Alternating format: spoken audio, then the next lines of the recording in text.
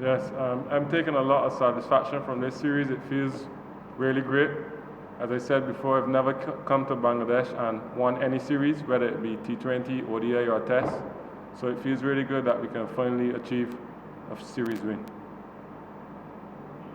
And how was the plan?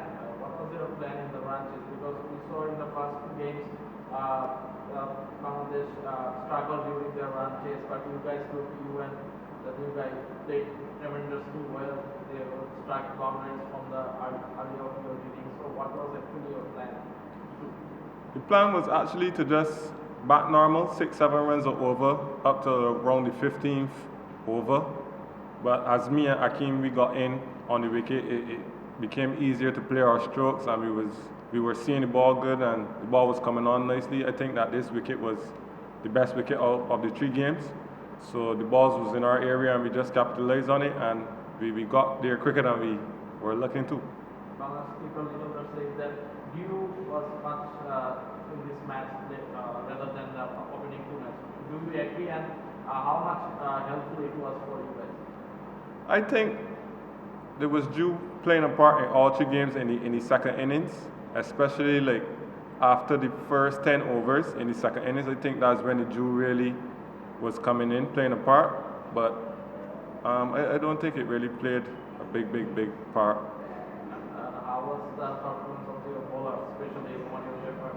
Yes, he become just the second West Indian to take a hat-trick in this format. Yeah, actually, I didn't even realize. I was so focused on the game at that time, I didn't realize that he had taken a wicket in the over before.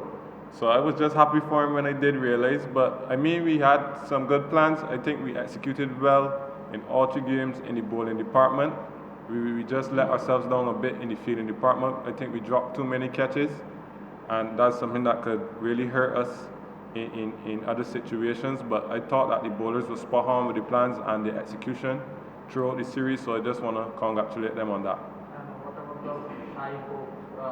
Was he given rest or like some? Yeah, I think he was given a rest. It was from 50 from 29 deliveries. Earlier, earlier Niruddha said that it was hard to bat on the first innings. What is the difference between 2 innings on the pitch? I just thought, as I said, it is a pitch that it takes a bit of time to get in, but as you get in, you get accustomed to the wicket. And I thought, as I said, I thought the wicket was a good wicket, better than the first 2 games. So we just applied ourselves, wait for the ball in the right area, and capitalize on it. 2 teams batting approach made the difference. Pardon? 2 teams, the way Bangladesh batted, they gathered only 151. On the second innings, you guys chased Bangladesh bowlers, hitting them all over the ground. Was the approach between 2 teams made the difference eventually? I just think the difference in the 2 innings was the partnership. I think that Bangladesh never really had a big partnership or one partnership where 2 players stood out there. It was mainly the left-hander, and all the guys were getting out around him. But I just think it's a pitch where 2 batters have to get in and bat as long as possible, because, as I said, it's hard to start on. So once you come in and you try to be too aggressive early, it opens up the opportunity for the opposition to get a wicket. So it's a wicket where you have to come in and just consolidate for a bit and then pick your right options. A lot of things was happening in this cricket last few months, like board was conducting meetings with the ex-cricketers. They were calling them after he had some failures against Nepal or a few other series. Now after this series win, there is now even taking pictures separately with the captains and coaching parents and with the whole team as well. Like, is it like a special release moment for you guys, like because of those setbacks you had before the series? Is it like extra special because of those failures this season? No, I wouldn't say it's extra special because of that, because we just tend to keep it inside. We don't really listen to the outside noise. I know people may criticize and have a lot to say, but we just try to just block that out and just concentrate on the cricket at hand and just try to come up with the best plans and go there and execute them. Everyone will want to say stuff, but that's not really for us to take on. just a couple from the region. In terms of Akim Ogi's performance, somebody who you'd have played with with the St. Lucia Kings, how do you rate his performance in the situation, given that we lost a couple of wickets early? Yeah, I thought he really played well tonight.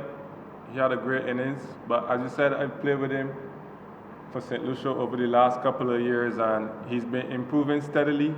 The Akeem that I used to know, he would come and play a few exciting shots and then get out for 20 or 25, 30, but I find that he's maturing very well now. He's understand how to build an innings more now, so he's carrying it deeper and deeper, so the sky's the limit for him. I think he has a very rare ability to strike the ball. He has a clean swing.